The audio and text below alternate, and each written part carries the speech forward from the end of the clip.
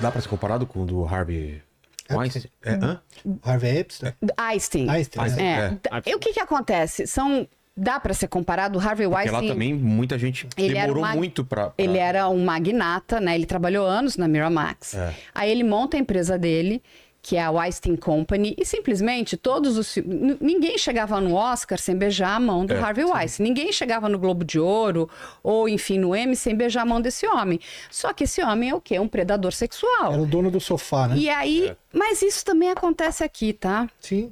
Os crimes de Harvey Weinstein acontecem no Brasil. É que a cultura... Eu trabalhei anos na TV Globo também. Eu vou contar uma frase. Quando eu cheguei na TV Globo muito nova.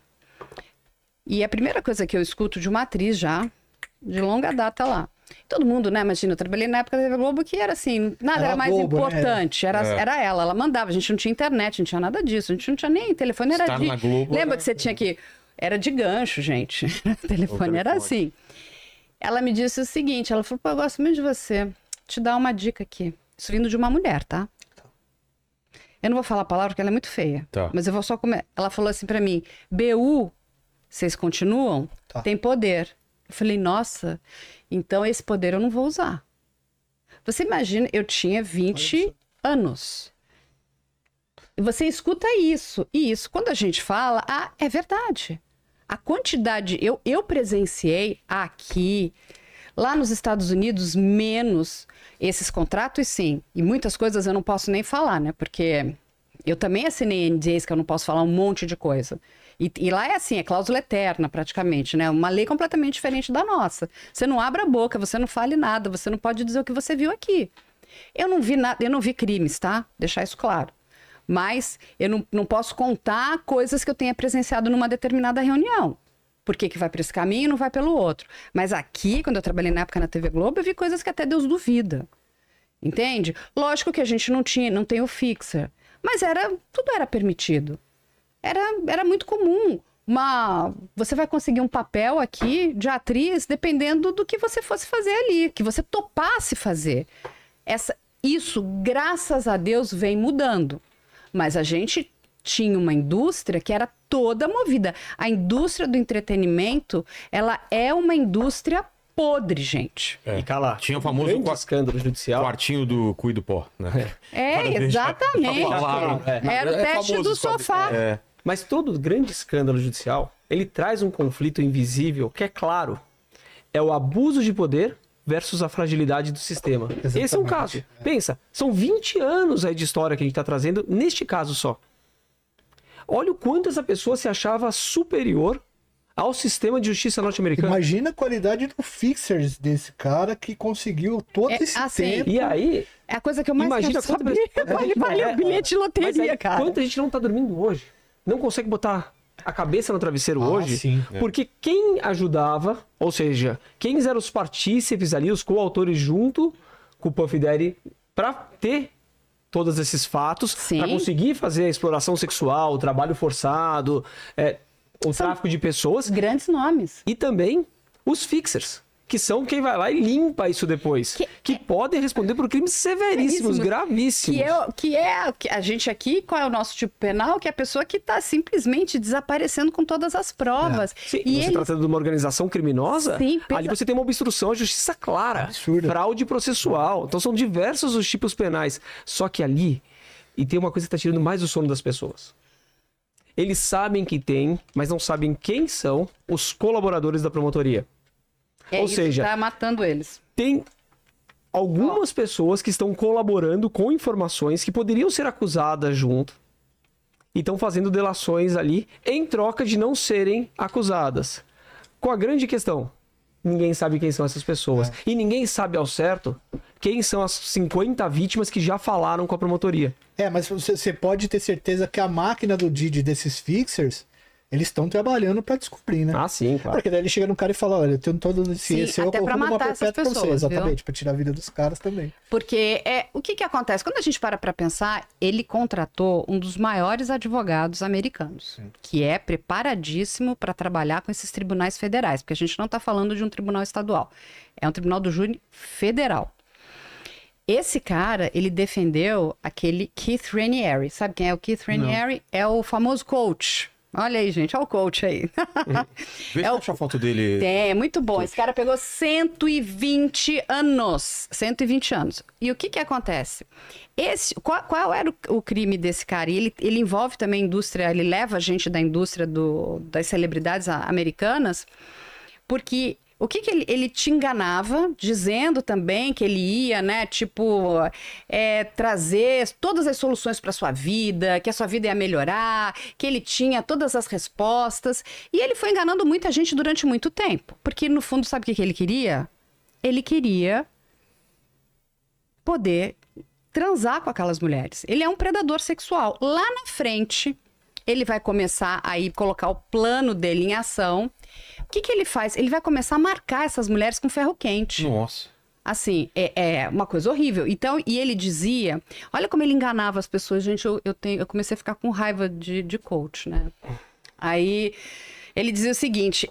esse símbolo que eu tô marcando, ele marcava a virilha dessas mulheres, são os 5 elementos. Terra, água, fogo. Mentira! Era o K...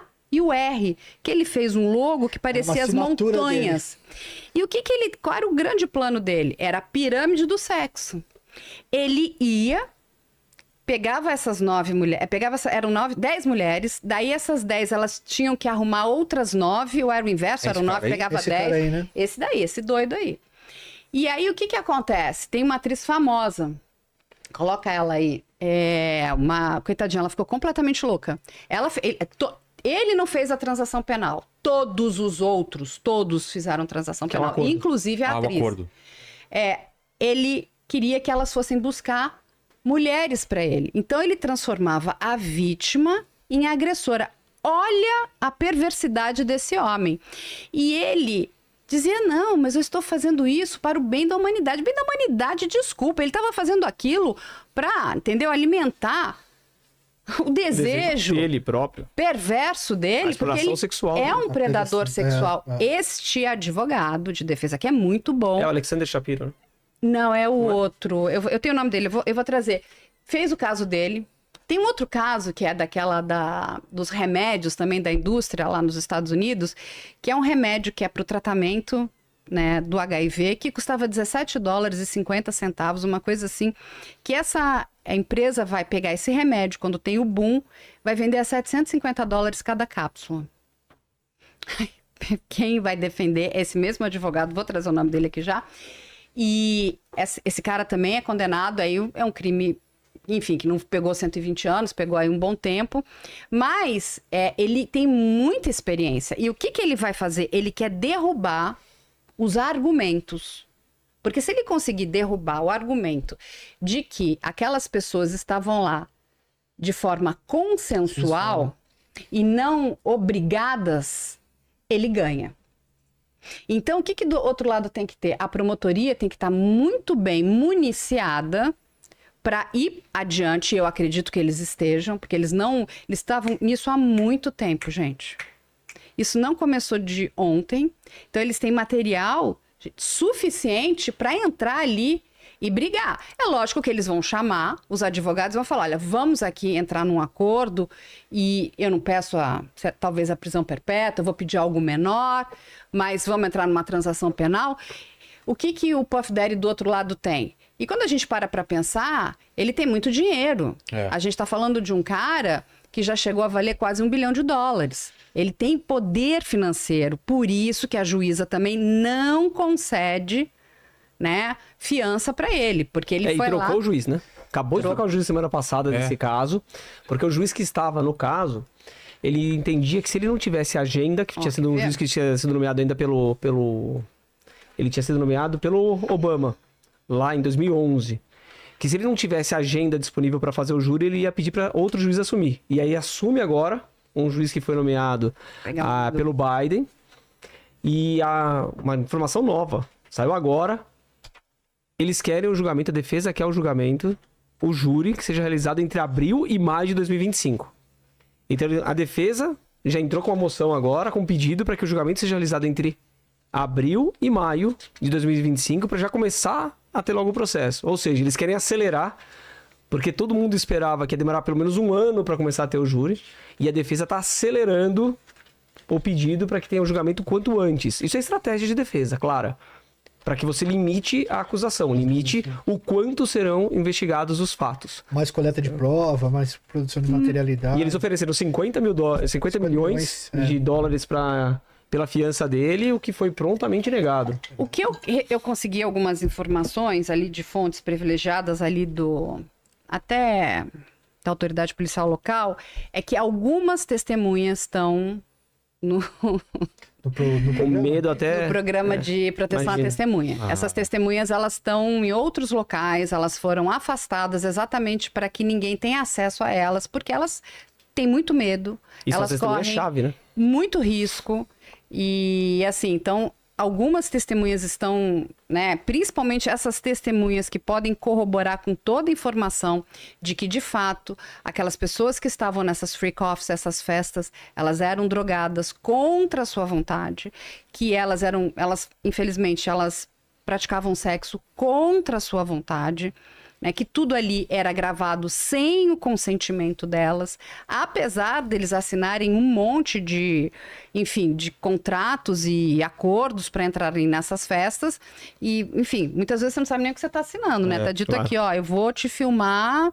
E a pessoa, não, mas eu não assinei, não, mas tá aqui. Então tem uma questão de uma briga jurídica ali muito grande.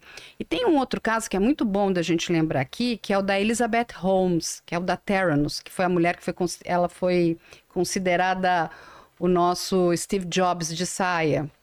A empresa dela chegou a valer $1 bilhão, ela só vendia fumaça.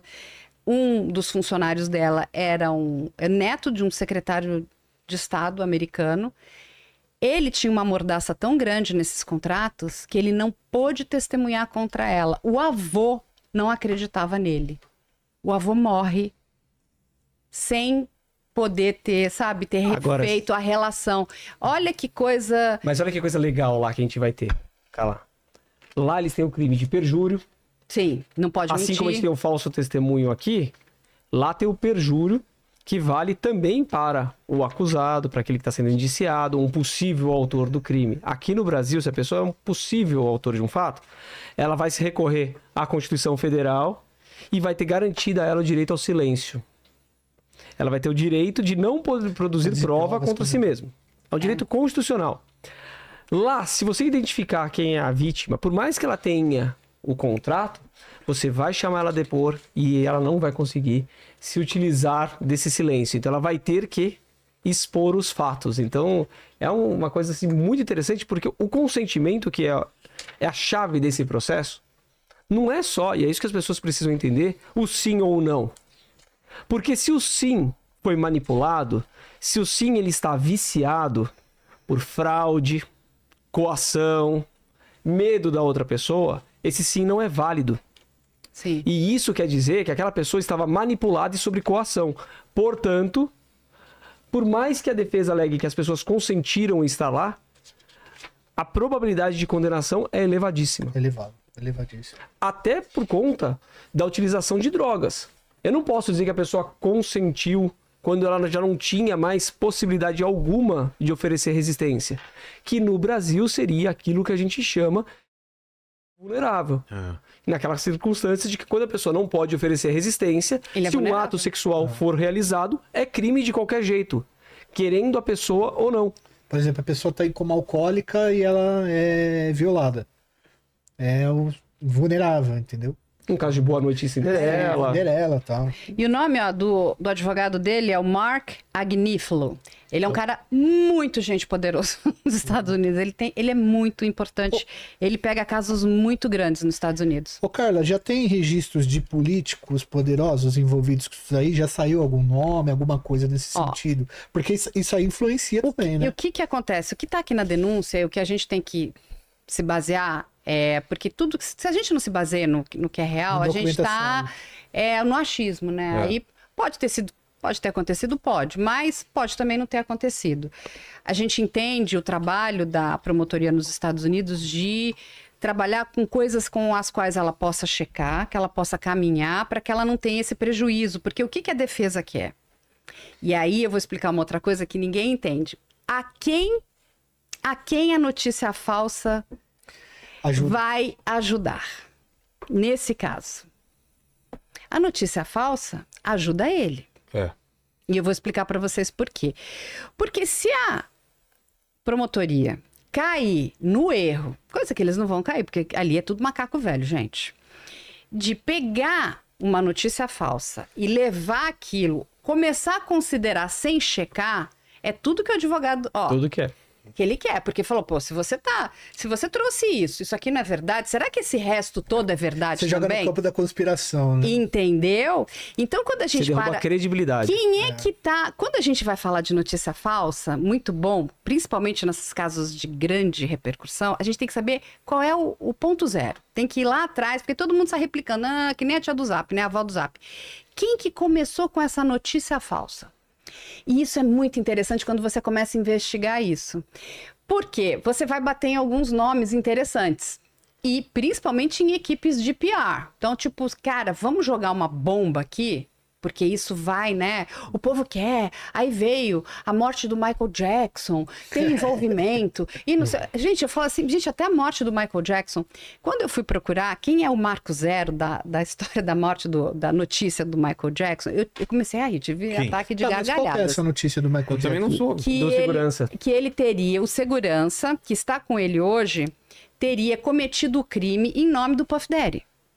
Matado o Michael Jackson. Do Michael Jackson. Porque teria uma gravação do Michael Jackson dizendo que as pessoas queriam matar ele. Aí você vai buscar da onde nasceu. É isso que as pessoas têm. Vocês gostam tanto de investigar?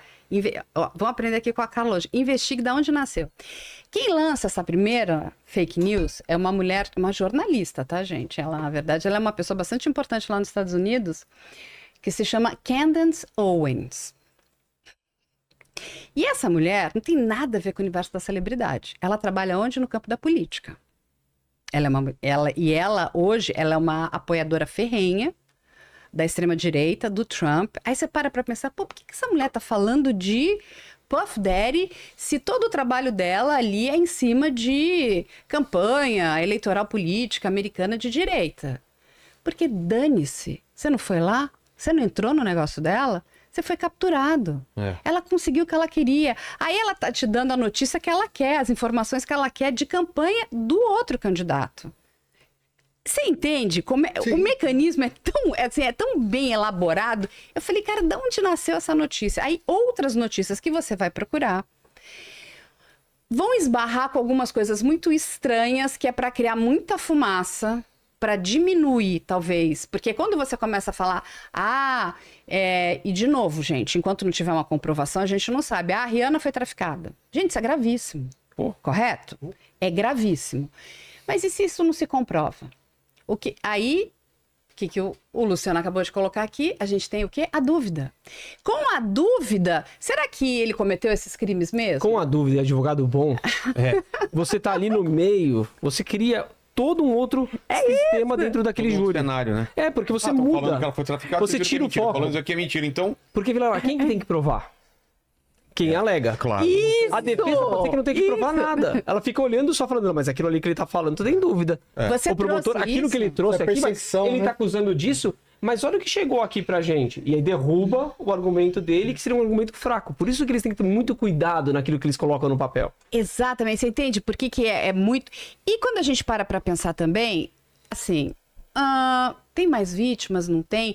Mas se a promotoria entender que ela já tem material suficiente para caminhar com ele com uma pena altíssima, que é de prisão perpétua, porque o estado de Nova York não permite... Lembrando que ele já não é mais tão jovem, né? Ele tem 50 a pena capital, que é a pena de morte, ele nem precisa. Então, quando chegaram, porque eles fizeram uma coletiva anunciando que teriam 120 novas vítimas. Sim. Só que, tudo bem, chegaram 120 novas vítimas. Eles já estão verificando as outras denúncias há muito tempo. Você teria que começar do zero. Ele joga aquilo, é um balde de água fria na defesa. E assim, mas ao mesmo tempo, a defesa não é burra, sabe que ele vai ter que verificar aquilo tudo. Porque pode ter doido, gente que não fez nada, que não aconteceu com nada. Mas ele já joga e fala, você não se mete comigo aqui não, porque eu vou puxar mais cartinha daqui da minha manguinha. com essa denúncia que ele tem aqui, ele não precisa mais de vítima nenhuma, gente. Ele tem 54 anos. Se ele pegar uns 30 anos, Já era. 84. E deixar claro aqui para as Até no pessoas, Superman vai ter um só deixar filho. claro para as pessoas que eu nunca fui na festa da farofa da GK, né? Porque daqui a pouco também aparece alguma coisa. Será que essa festa tem alguma coisa? Exatamente, eu nunca fui, então não vão foi, achar né? nada meu lá. Será que ela tem fixa? Não, Brasil aqui a gente não tem esse tipo, Não né? tem, né? Não, enfim.